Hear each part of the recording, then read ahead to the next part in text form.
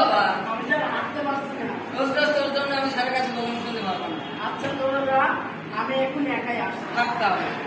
Ice cream ice cream চাই ice cream.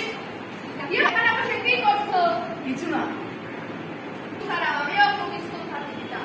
আমার আমার অবস্থা অবস্থাটা দেখো, আমি যদি ঠিকমতো পড়ালেখাটা করতাম তাহলে কি আইসক্রিম ফ্রি করতে হতো? আইসক্রিম আইসক্রিম চাই আইসক্রিম। আরজু ভাই শোনো, তুমি কোন দিকে যাচ্ছ? কোথায় যাচ্ছ? আমি তো যাবো ওই বাজারের দিকে। স্কুলের দিকে যাবে না? না, স্কুল যখন চলে তখন তো আর আইসক্রিম বিক্রি হয় না, আমার বাজারের সময়টা চলে যায়। তুই শুধু ডাকছো কেন? শুধু শুধু ডাকছো কেন? এভাবে সময় নষ্ট হলে আমার হাওয়া মিটাই যায়, হাওয়া শূন্যে মিলিয়ে যাবে। তোমার হাওয়াই মিঠাই কি মেঘের মতো শুনতে মিলে যাবে? হ্যাঁ, মেঘের চাইতে অনেক হালকা, তাই শূন্যে মিলিয়ে যায়। যাই যাই হাওয়াই মিঠাই। এখন আমি কি করবো?